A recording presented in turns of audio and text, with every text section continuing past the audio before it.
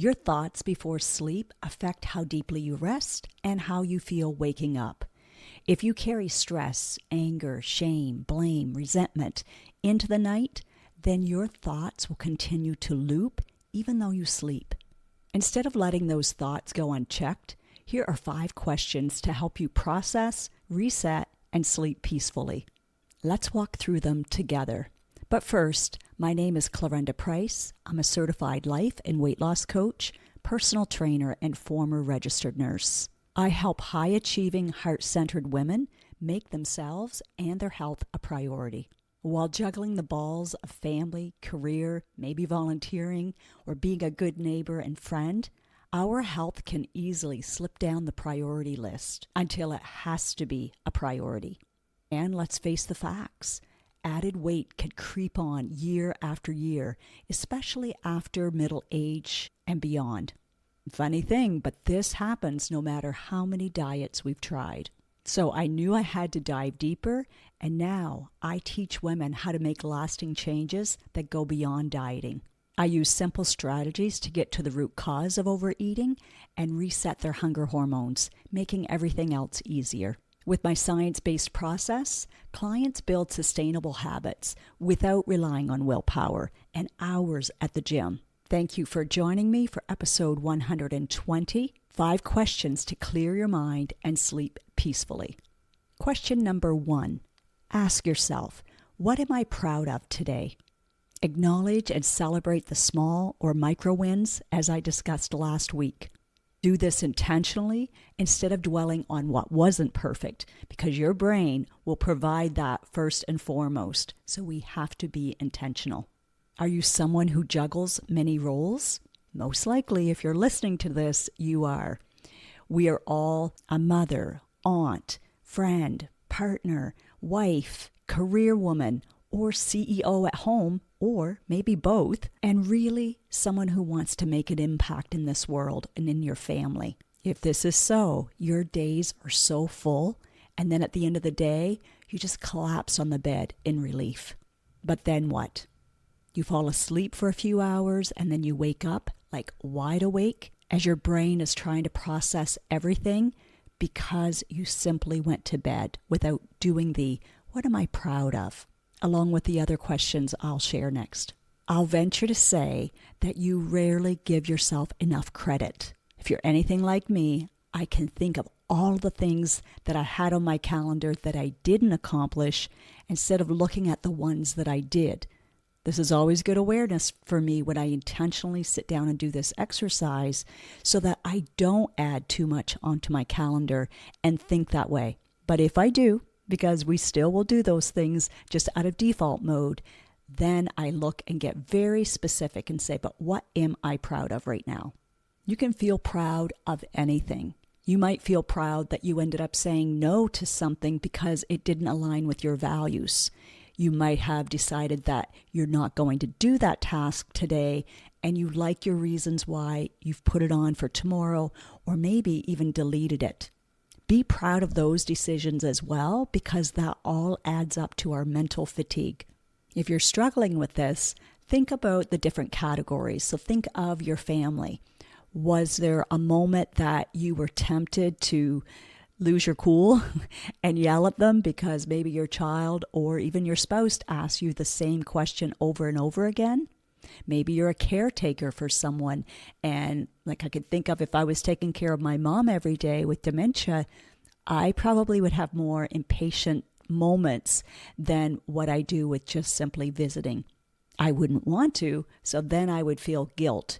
And without processing that, I would be thinking about that in the night when I woke up, most likely. Let me know if you can relate to this. Think about your health. Maybe you didn't get out for a walk or get your workout in, but you did drink extra water. You drank more than what you normally do. And as a result, you had more energy in the afternoon. Be proud of that. That's something to note. So many examples. Maybe it's a friend, that's someone you have been meaning to connect with, and you reached out. You text them, and that felt good because you knew they appreciated it. Why does this matter? Celebrating even small wins shifts your brain from criticism to confidence. It helps you feel lighter, And when you feel lighter mentally, you'll sleep deeper. I went live on this topic last week in the private Feel Light, Mind, and Body community because I can tell when they're not getting enough sleep, it's most likely because they're not doing these questions. The first two questions I'm going to talk about today are 2 out of the 4 that they answer every evening. It helps us wrap up today as well as prepare us for tomorrow. If someone is feeling discouraged, I usually know that they're not taking the time to answer these questions. We've all been there. It can feel like, I just don't have time. I'm too tired. I want to go to bed. But it makes a difference.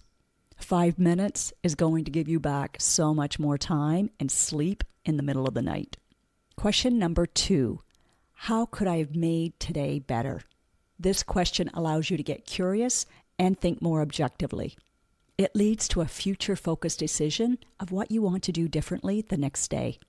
You go to bed having made that decision, so you wake up with that decision in the forefront of your mind. Left to our own vices and not doing that, we go into default mode, basically living the same day over and over. This isn't about beating yourself up for what didn't go well. It's a time for thinking of simple shifts that could make a difference for the next day. Maybe you made some unhealthy choices or scrolled way longer than what you said you were going to. Instead of feeling guilty, use it as information. The objective is not to dwell, it's to learn. I know we all like examples, so I'll give another couple. Think about if you were at dinner and you just simply scrolled on your phone, or you just kept your eye on the phone because it was there beside you, instead of paying attention, instead of being fully present and listening to what others said. Upon reflection, you can say, okay, tomorrow, phone's going off to the side. Another one for work could be you didn't speak up in a meeting, even though you had a great idea. Upon reflection, you can say, I know my voice matters. I know this could have made a difference, so I'm going to speak up at the next opportunity, or I'm going to follow it up and talk to whoever you need to talk to about it. And maybe you're someone who didn't get back to that friend that you've been wanting to either reach out to or answer their message. You can simply say, this is when I'm going to do it tomorrow.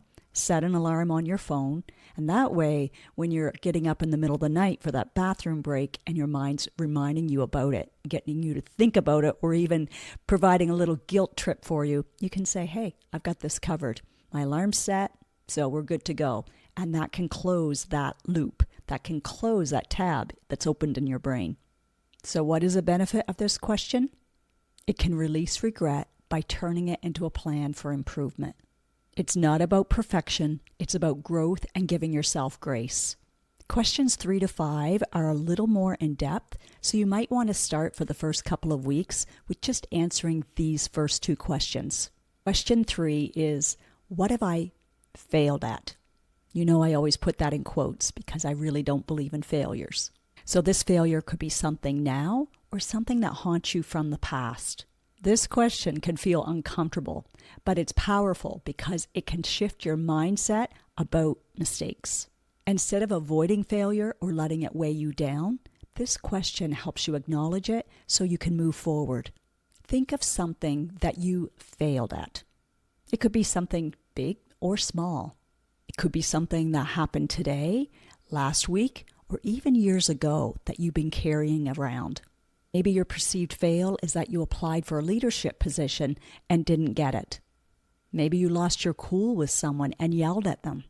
And one I often hear on consults as well as in my DMs is, I keep starting and stopping. I can't seem to be consistent with my healthy habits. Ever go to bed or wake up thinking about the weight that's creeping on, or the times that you have invested time, money, and energy, and then it didn't last? You're not alone. That's why I tell my clients, let's acknowledge it. Let's talk about it briefly, and then let's move forward in ways that will work for you. Let's focus on the plan moving forward because we can't change the past.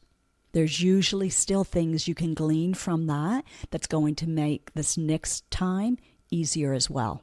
And then, of course, there's other things that we're just going to say, let that go. That's old diet mentality. And trust me, even though it feels uncomfortable, like I said, we don't linger there because right now we're going to go on to number 4. What did I learn from this fail? Now that you've named the failure, ask yourself, what did this teach me? What can I learn from this? There's always a lesson, even in those moments when you feel discouraged. So when you yelled at someone that you said didn't deserve it, maybe your learning is, I lost my patience because I was exhausted, because I was drained. I know I need to keep my cup full. I need to take care of myself. I need to prioritize my health, my sleep, my time, so that I can be fully present and show up in the way that I really want to for my family. Bottom line is I need to take care of myself and not just everyone else. Not getting that job doesn't mean that you're not capable. It might mean that you need to grow in certain areas, and then you can try again or go for something else that you'd be interested in. Maybe you had to cancel something at the last minute and it felt like a fail for you, that you were failing someone else. The awareness might be, you know what? It is better that I say no sometimes, otherwise it's going to lead to burnout. And when I say no to something, it allows someone else to say yes to it. Maybe with your health, what you're perceiving as a fail will be an opportunity to think about this and think, you know what? I'm done trying to be perfect. I'm done going for the quick fixes. I'm going to focus on what will fit with my lifestyle now, as well as in years to come. Doing this will calm your mind and quiet the inner critic. So you're strategically doing what your inner critic is trying to get you to pay attention to, but you're doing it strategically. You're doing it in a way that feels a lot better than that nasty Nelly inside you. Taking some time to answer these questions will help alleviate shame, which keeps you stuck and feels terrible. Learning moves you forward. By finding the lesson, you're shifting from feeling weighed down to feeling empowered. So extract the lesson rather than adding the guilt. And last but not least is question 5. How can I grow from this fail? Turning lessons into action is where real change happens. Knowing the lesson is great, but taking that next step of writing it down, that's where the power lies. That's going to help you grow from the experience. It could be something like, tomorrow I'm going to pause, take some deep breaths in when I'm feeling really stressed, or I'll go out for a 15-minute walk on my lunch hour to just reset and recharge. Maybe you ask for feedback on why you didn't get the job so that you can improve on it and be ready for the next opportunity. Or the next time someone asks for my help or asks me to attend an event, I'm going to pause, check my calendar, and tell them I'll get back to them. I know I purposefully don't bring my calendar with me anymore, and even though I have a calendar on my phone, it's my written one that I really go by. That gives some pause, it gives some space to think about it, especially if you're a recovering people pleaser like myself, or just want to do all the fun things, which sounds great in the moment, but then it's not always realistic with the other goals that you have that's truly valuable for you and aligns with where you're going to go. Then you won't resent the obligation. Part of growing is to say no more often so you can say yes to what truly aligns with your values. That way, you don't resent the obligation. In fact, it won't even feel like an obligation. It'll feel like an opportunity. Growth isn't about fixing yourself. It's about stepping into that next level of confidence, peace, and strength. So remember, you don't have to do all 5 of these, even doing the first couple, and then you can add on maybe 2 one night, and then the next night you're going to do the last 3. Having that time to process it and reset it is going to allow you to have a better and deeper sleep. And when that happens, you're going to wake up feeling lighter, more energized, and at peace. To help support you in this area, I'll also include the PDF for the micro wins, as well as the podcast, which has the sleep meditation in it. My clients just reported this past Thursday night in our group coaching call that it's making a difference. It's not something you just do one off. It's something you do for a few nights in a row to see then if you feel the difference. And it'll be the same with these questions. Now, some say they fall asleep, they drift off too quickly in the meditation. And then there's others that are like me. I don't know if I'm too curious, but I listen to the end and then it stops. It just fades off gradually. And I'm so relaxed and peaceful. And then I drift off into my deep sleep. You can do this one step at a time. I'd love to hear how you make out. So don't hesitate to reply to a post or DM me. And until next week, make it a great one.